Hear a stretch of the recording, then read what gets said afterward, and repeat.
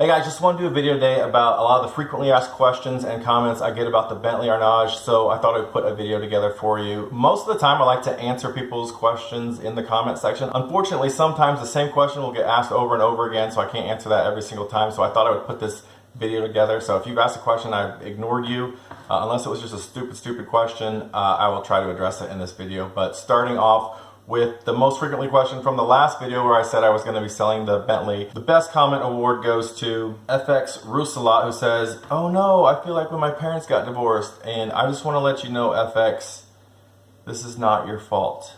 But honestly, I'm a little sad to see the car go, but I am ready to move on, so I'll just let you know that we're going to get through this together. A lot of people reached out to me and told me they were interested in buying the car, how to get in contact with me, what's my price. I don't have a price yet. Like I said in the last video, I'm going to get a couple things taken care of on the car first. So once I've done that, I will have a price. If you want to get in touch with me, I would just say subscribe to the channel or go to Instagram or Facebook. And once the car is for sale, I will post about it, so you will be notified right away. I think I am going to be listing the car on bringatrailer.com. A couple of you said definitely go with that. Video American Style and Milan Asanovic said definitely BAT was the way to go. I do want to do something that caters to enthusiasts. BAT definitely does that. Another thing I like about BAT is that it has a good community of people who provide feedback and have experience with the cars and can provide a lot of information. It's a good way to vet a vehicle, so I'll probably be going with that route. Amaryllis M says, "You'd be a real idiot to list it on Bring a Trailer. Someone can snag it for $3,000. I highly doubt you'll get a bidder war, blah blah blah.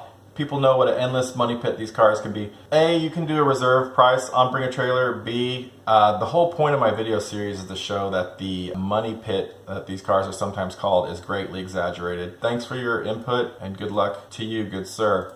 Several questions about the mileage. I have just under 35,000 miles on the car right now. Bluebird 5100 Carry Collar, Yeri Pinosway, all said to sell it to Hoovy, but I think the question is answered best by Doug Swamp Rat, who says, "This ain't no hoopty." Hoovy is welcome to purchase the car. This car really is in good shape, and I think Hoovy's got his hands full right now, so we'll see. He's invited to buy it, but I feel like he's got a lot going on right now. The Return of Stefan 1 says, "If you haven't already, please make a video about all the components that are most likely to break." This is a good comment. This is actually going to be covered in my buyer's guide. I'm going to be doing a comprehensive walk around on a Bentley, and I'm going to talk about a lot of the things that can commonly go wrong with this car. Off the top of my head, I can tell you right now, window regulators and switches sometimes fail on these cars. Ball joints, those are common issues on these cars that will likely need to be addressed. This information will be in that buyer's guide, so subscribe for that. I will definitely cover a lot of this in detail. Matrix Fox says, "That car is the reason I watch your channel." I appreciate that. I do not want to stop making videos for this channel. I've still got several videos on this car that are going to be coming out soon. That's not going away. I am thinking about doing another car to replace it with. I want to look for something that's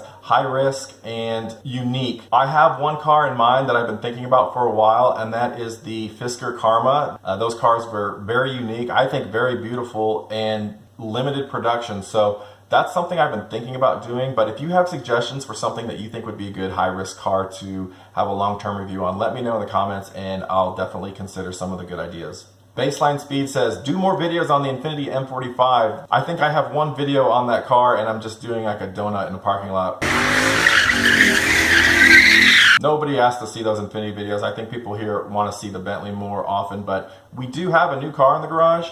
It's an Infiniti. But it's not going to be a car that I do reviews on. I will do a video on it just to introduce it because I think it's a pretty cool car. So stay tuned for that. A question that I see a lot is how much is the insurance on the Arnage? I have a whole video dedicated to this. It's around $72 per month, and that's through a collector car insurance company. So I'll put a link to that video in the bottom, and if you want more details, you can check that out. Broomstorm asks, "How much are the property taxes on that thing?" We don't have property taxes on cars in Texas. We pay sales tax when you purchase the car initially. That's 6.25%. And if you have a trade-in, it's the purchase price less the value of your trade-in. That's the only time you pay tax on the car. You renew the car annually with your registration, and that's like $75 per year. But other than that, that one-time tax you pay up front is your sales tax. So no property taxes on the car. Freddie Hop says, "Bragger.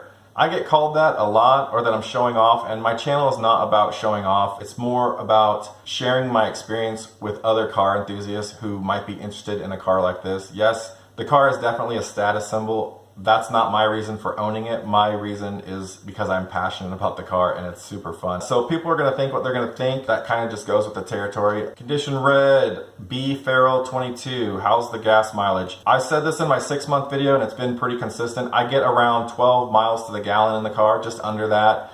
I think that's consistent with what's listed on the EPA website, so around 12, I think 11.88 is what I said specifically. But at the end of this ownership experience, after the car is gone, I'm also going to do a comprehensive evaluation of every dime I've put into this car. That's going to include tires, repairs, maintenance, gas. I'm going to give a very in-depth review and create a spreadsheet so you can see what my ownership experience was like if you decide to pull a trigger on getting a car like this. Rich people laugh at that old car. I like that comment. I just thought I would throw that in. Another question that I get is about the video where I took the car to the shop because my coolant light came on. I get a lot of comments that say that mechanic ripped me off or I'm too inexperienced. I brought that car in for several reasons and I don't have a problem paying money for somebody who is an expert on these cars. This guy has been working on these cars for 2 decades and he knows everything about them. I took it to him knowing that he is going to cost a lot more than if I was taking it to Jiffy Lube. But with a car like this, if there is an issue, you want to address it early. You don't want to let it get out of control and then you have a huge problem on your hands. So a small investment in the beginning to make sure everything was working properly and not causing a larger issue is well worth the price in my opinion. One viewer was so mad. Okay, so you paid $530 for absolutely nothing because you were too inexperienced. Here's where I stopped the vid and leave. He was super mad and I guess he had to leave. He also wanted to get that comment in. I will tell people, if you don't enjoy the video, you can leave and you don't need to leave a comment to tell me you leave. I think you can leave videos now without having to tell the people you're leaving. It's maybe he was just being nice. I don't know. Didn't come off as nice. Black Ocean says, why do you like old Bentleys? Everybody has their thing. I remember seeing these cars in the 80s. One of the guys that my dad used to work for, he was a president of a company and he had this old Rolls-Royce. I think it was a Wraith. I just always remember seeing those cars and just thinking how they were just the pinnacle of luxury. So I've kind of always been drawn to them. Alex S. You don't buy a Bentley Arnage to drive it by yourself, you muppet. That's the first time I've ever been called a muppet that I'm aware of. I just want to clear one thing up because other people say this as well. They think this car is a car you're driven in, and Bentley has always been more of the driver's car. Rolls-Royce was more of the chauffeured car. So to clear that up, these are driver's cars. Harold Yondall says, blah, blah, blah. Why are you speaking so fast? Takes away the joy of the video.